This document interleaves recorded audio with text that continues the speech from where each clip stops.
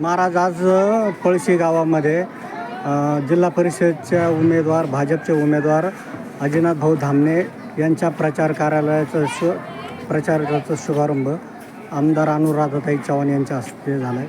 काय सांगाल त्याबद्दल?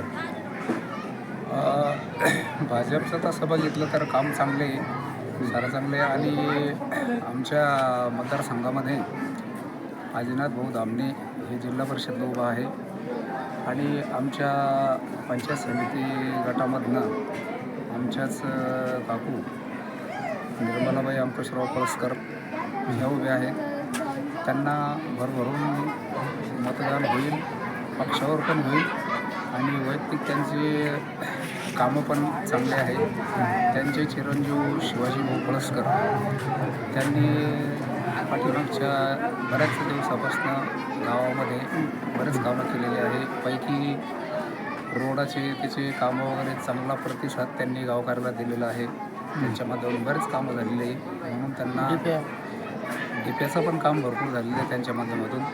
म्हणून त्यांना गावातला सर्वसाधारण मतदार कोणीच विसरणार नाही आणि त्यांना माझ्या मते तरी 75% मतदान कमळालाच होणार आहे. मागच्या वेळेस या सर्कलचा जिल्हा परिषदचा माजी अध्यक्ष म्हणजे माजी सदस्य काँग्रेसचा होता, त्यांनी काही कामं केले का नाही?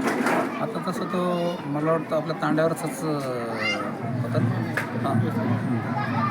नाही आता तसं काही आमचं काही राजकारणात कमी सहवास असल्यामुळं कामं किती झाली काय झाली माहीत नाही. पण मागचा जिल्हा परिषद सदस्य पंचायत समिती सदस्य हे आमच्या काही परिचयाचे नव्हते, आमच्यापर्यंत आले की नाही. पण मग गावातल्या आमच्या राजकारणी लोकांचं आणि त्यांचं माध्यम असेल चांगलं काही केले असेल कामं ते सांगता येत नाही, पण असं दिसून काही येत नाही. पूर्ण गाव पळशी गाव हे धार्मिक वृत्तीचं दिसतंय आणि काय काय कार्यक्रम होते आणि हे पूर्ण एक गठ्ठा मतदान भाजपकडे जाईल का असं वाटतंय का तुम्हाला? हो, आमचं गाव म्हणजे धार्मिक संस्कृती खूप पुढे गेलेलं आहे.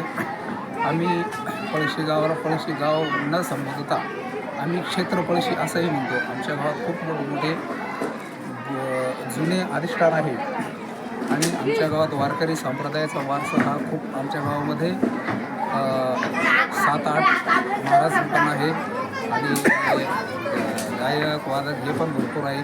आम्ही ठरवलं तर आमच्या गावामध्ये सप्ताह करायला बाहेरचे महाराज गायक वादक हे कोणीच आणायची गरज नाही. आमचं एवढं पूर्ण आहे. त्याला जोड लागून म्हणून 1997 पासून आमच्या गावामध्ये वेरूळचे श्री स्वामी शांतिगिरीजी महाराज यांचा प्रभाव असल्यामुळं आमचं गाव व्यसनापासून खूप दूर गेलेलं आहे. उगाच थोडे काही सोडले तर आमचं गाव व्यसनामध्ये पण नाही, धार्मिक क्षेत्रामध्ये जास्त असल्यामुळं त्याच्यामुळं आम्हाला ह्या गावामध्ये जवळजवळ 70-75% मतदान हे कमळालाच होईल. असं मतदारांना काय आवाहन करणार? मतदारांना मी असं आवाहन करणार की जो आपला हिंदू धर्माचं रक्षण करील त्या उमेदवाराला आपण विजयी करा. आणि जवळजवळ हिंदू धर्माचं रक्षण करणारं आपल्याला सर्व जनतेला माहीत आहे कोण हिंदू धर्माचं रक्षण करतो आणि कोण त्याला लाली आणण्याचा प्रयत्न करतो. हे सर्वसामान्य जनतेला सुद्धा आजकाल मोबाईलच्या याच्या माध्यमातून साऱ्याला माहिती झालेलं आहे. त्याच्यामुळे हे काही सांगण्याची कोणाला काही गरज नाही. आपलं नाव? कृष्णा शांतराव पळसकर. भाजपच्या प्रचाराचा सुरुवात जोरदार झालं आहे आणि त्याच्यामध्ये आमदार ताई पण उपस्थित होत्या. कसं वातावरण आहे भाजपसाठी या गावामध्ये? भाजपसाठी वातावरण यावेळेस खूप चांगलं राहणार. कारण काय झालं, मागच्या वेळेस जे जिल्हा परिषद जे होतं ते जे सदस्य जे होते त्यांच्या मार्फत 5 वर्षामध्ये कोणतेच कामं झाली नाही. त्यांनी दाखवा येऊन सांगा आम्ही हे जिल्हा मार्फत याच्यानुसार आम्ही हे कामं केले ते कामं केले. त्याच्यामुळं काय हे जे कामं करण्याचे पक्ष कोणता असो, आपल्याला काय असतं इकडं ग्रामीण भागामध्ये कामाची आवश्यकता आहे. किंवा रोड असेल काही याचं डिप्याचं काही प्रॉब्लेम असेल काय असेल हे सदस्यांनी सॉल्व करायला पाहिजे.